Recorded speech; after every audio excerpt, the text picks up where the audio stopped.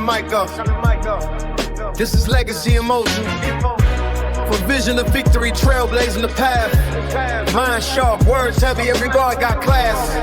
Iconic by nature, pioneer by design. History in the making every time she aligns. Doctorate dreams, but the roots run deep. Built from the grind, now the whole world speaks. Culture, purpose, power when she steps in the room.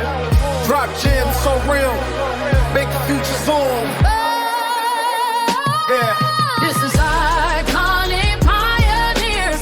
Hear the story unfold, where the fearless lead and the truth gets told. Every voice legendary, every lesson precise. Housed with wisdom, Dr. Tabatha Russell on the mic.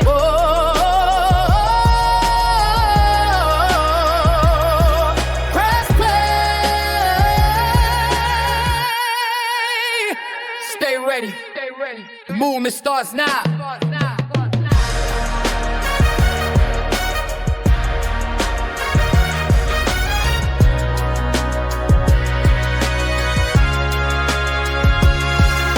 All right, welcome to the Iconic Pioneers podcast, the space where disruptors, trailblazers, and bold thinkers gather to rewrite the rules of success. I'm your host, Dr. Tabatha Russell, and on this show, we go deep with those who aren't afraid to lead differently, those who build legacy, impact, and authorities that echo. I did say echo for generations, right? Today, I have the amazing opportunity to interview Miss Kimberly Pigford-Walker, and she is doing some amazing things with her Clarity company. Miss Kim, welcome in.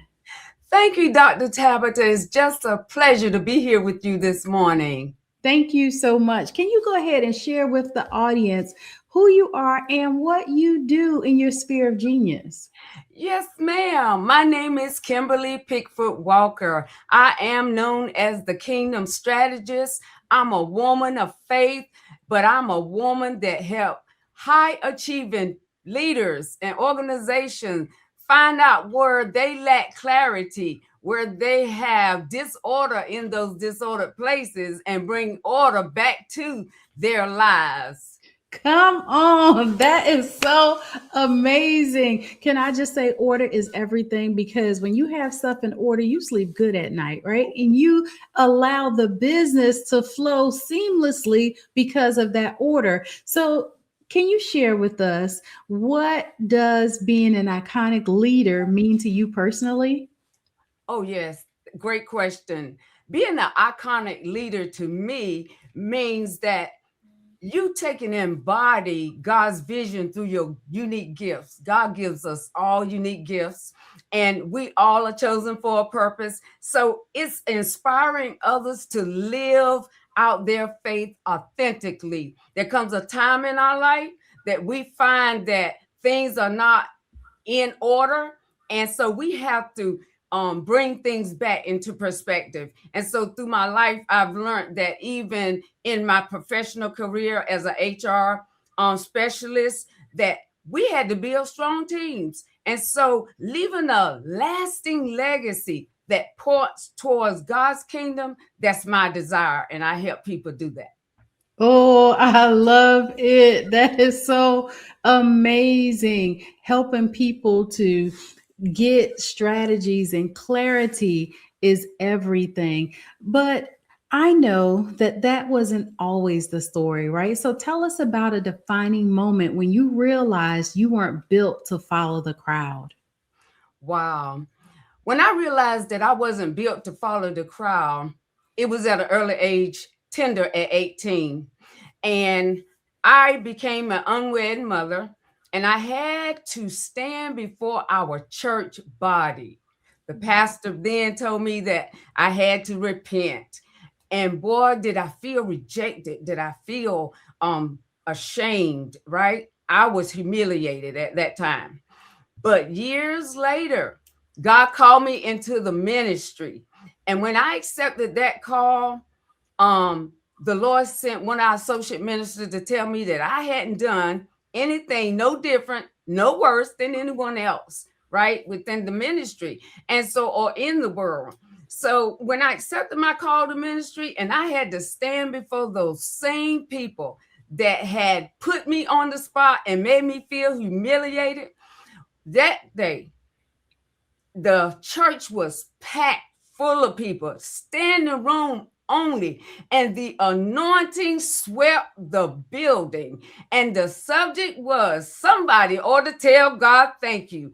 And I told God thank you, and I realized that I was chosen to stand beyond the crowd. And it was an awesome time, and that God really validated who he called me to be.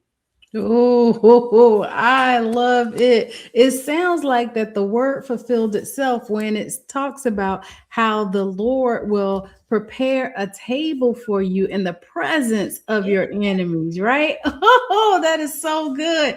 Now, every leader faces some resistance. I know that that was a defining moment, but because we face resistance in other areas, what's one obstacle that almost broke you, and how did you overcome it? One obstacle that broke me, that almost broke me, that I can recall right now is the fact that I had to be the first. I was chosen as the first female preacher in our church. But then the Lord positioned me to become the first female pastor at a church that was built in the 1800s, never had a female. And the people that rose up against me, the ones that I thought were really supporting me, God kind of pulled the cover and let me know that they really wasn't for me. They didn't think that I could lead as a female. And it got me kind of in a low place. But when I turned my face to the wall and God reminded me of what he had called me to do, right, is to reach the masses. Can't reach everybody, but if I can reach one somebody. So I made up in my mind, Lord, you called me to this, you're going to bring me through this. So that's what I did. I began to seek the Lord. He gave me a strategy, right? He told me to get up at the fourth watch of the morning. And the fourth watch is between 3 and 6 a.m. So I made a decision at 4:30 every morning. I would get up and I would seek God. And he strengthened me day by day. Though the outward man was perishing, the inward man was being renewed. And so I used that strategy to help me step into the calling of a trailblazer, I call it, to being the first female in our association to pastor a church, a Baptist missionary church. So, hey, I say, God, you are amazing in how you do things.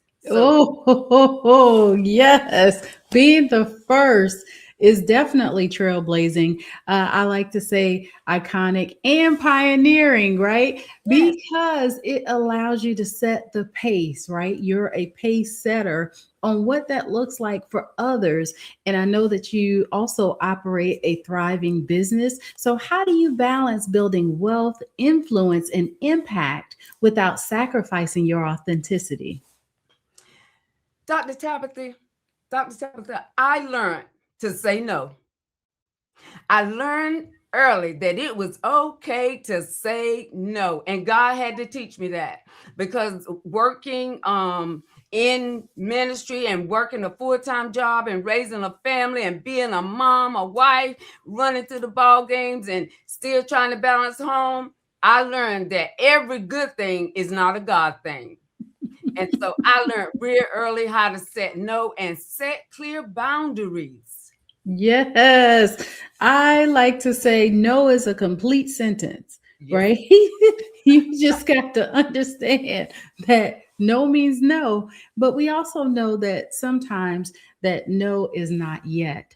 So, what's a myth about leadership or success that you believe needs to be dismantled like immediately? We're talking about like right now. What's a myth in leadership that needs to be dismantled?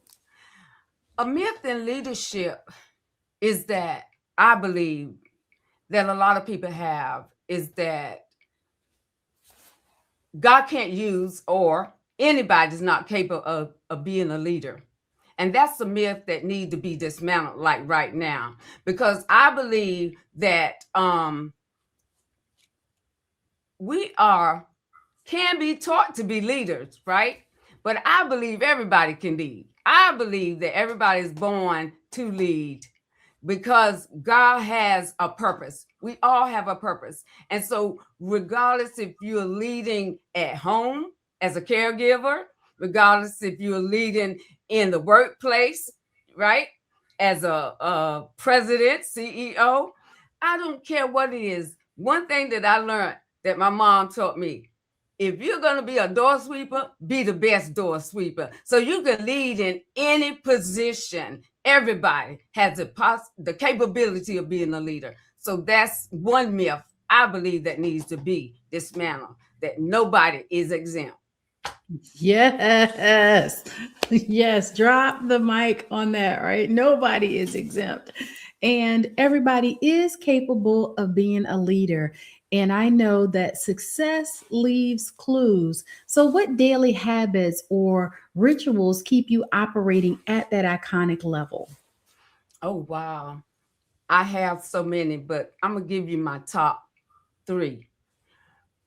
Rising up in the morning, rising up early. I learned early to get up in that 4th watch, right? So rising up early. Then my second thing is that if you plan early, then I plan my days as an executive HR. I planned my days. And if it didn't happen on that day, it didn't get done, right? No disruptions on the calendar. And so my third thing would be, and this should have been first, prayer. I pray about everything. Don't leave nothing out. If it's what I'm wearing, what color I'm wearing that day, or the meetings I got to hold, I believe that prayer is the beginning of everybody's day. So those are the 3 top things that I do that really boosts where we are as leaders. Yes, I love it. I quite often like to say that you get to craft what your day looks like based upon proper preparation. So that is huge. And yes, having it to start with prayer and allowing yourself to be able to take in all that goodness. I believe that you put good in, that good is automatically going to come out. Now, legacy is more than wealth, but what legacy are you intentionally creating for the generations to come? Oh, great question. The legacy that God has given me to create for the generation to come is I'm actually working on building a community development. And the name of that community is called the Zoe Community Development. And it's the Zoe Community for Life, the number 4 for life, right? And so what we plan to do is we working with individuals and companies and our local areas to bring in women from domestic violence and giving them transitional housing. Because as a young mother, it was hard for me being single to find somewhere to live with a child. And so therefore, I want to build a legacy to help individuals who've gone through abuse and who've experienced extreme difficulty, to transition them in housing, teaching them how to bring clarity back to their lives and that they can become productive, powerful women that can lead and leave a legacy for their children and their generations. So that's my goal. Yes, absolutely. Well, it sounds like you are well on your way with the Zoe Project. We talk about leadership, luxury, and legacy here. So, how do you personally define luxury as a leader? Because I know it's more than the fancy bags and the fancy clothes. And I know that you are an amazingly sharp dresser, right? However, talk about what luxury means to you as a leader. Luxury means to me as a leader, Dr. Tabatha, being a good steward. Because if you're a good steward of what God has entrusted into your hands, than the other stuff of the world, the things that we call luxury, right? The houses, the cars, and the clothes. I love nice, just like you, Dr. Tabatha, I love nice clothes, especially shoes. If it's cute, I'm bringing it home, okay? And so I have learned through tithing, paying my tithes. A lot of people don't teach about tithing today, right? A lot of people are teaching, oh, you don't have to tithe. There's no scripture in the New Testament that you don't have to tithe. Believe me, give God his 10. Do what you want to do with your 90 and watch God multiply, right? And being that cheerful giver, that right attitude, Dr. Tabatha, this brings luxury. And this is my definition of luxury. Be a good steward of what God has entrusted and watch God take your little and make it much. Yes. Tithing is definitely a non-negotiable, Yes. and it allows you to be able to put the word at the test, right? To be able to show God how it is that you reverence what he said and what he has established. So, what's the boldest risk that you've taken in your career? And how did it reshape your trajectory? Because I know for many leaders, we leap out there. Me personally, I'll jump out and be like, can you pass me that parachute back there? Because that is just the level of faith that I have in knowing that God is the supplier of everything. So what's a bold risk for you? A bold risk for me is seeking out help.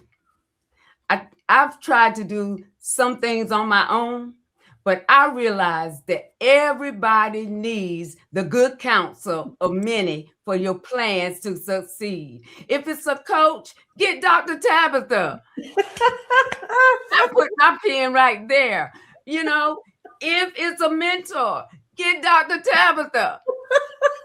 That's my pen right there, Dr. Tabatha. And that's what I learned, that, if we're going to make it as entrepreneurs, as leaders, we need to collaborate with people, and we need to connect with those that's been there and done that and that has gone ahead of us. Somebody said, why reshape the wheel? Why try to do it all over again? Dr. Tabatha. Iconic Pioneers broadcasts have been there and done that. So thank you. That is what I would say. Can I just say, I love it. Okay.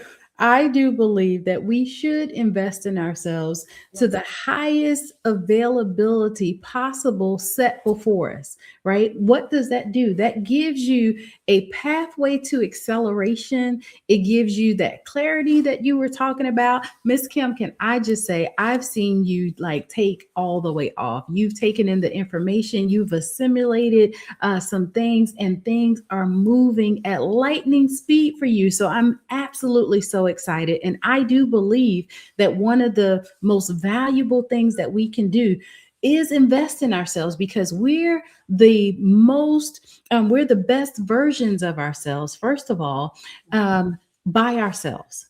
Right. And so therefore we show up in that way, but you get somebody to come alongside you that can identify those blind spots, that can help you put together a plan, and then you execute. Man, the sky is the limit. So thank you so much for sharing that.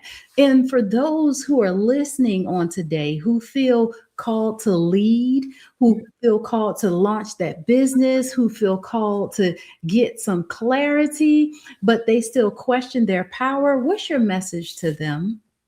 My message to them is action now. Don't delay. Move on what you hear, what you sense in your spirit. Let God lead you, and the sky is the limit, because he created a world full of plenty. He wants to bless us. So step out there, make that next step. Don't wait, don't delay, don't hesitate, move forward. Yes, I love it. Thank you so much, Miss Kim, for being here on today. This has been so super amazing. You talking about being the first in many things in the stuff that you're doing in the church, in your community, as well as in your business. Thank you so much for sharing all of that, your words of wisdom. How can the audience connect with you? Thank you, Dr. Tabatha, for having me. And the audience can connect with me at www.theclaritycompany.org. You can find me there.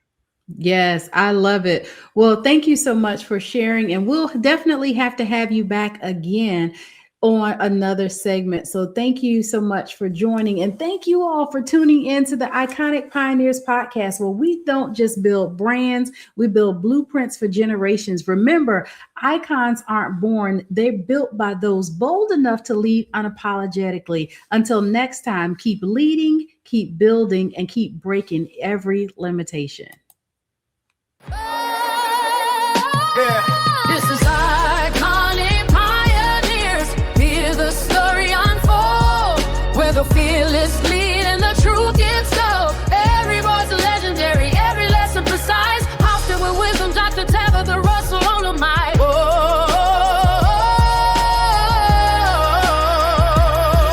Press play. Stay ready. The movement starts now.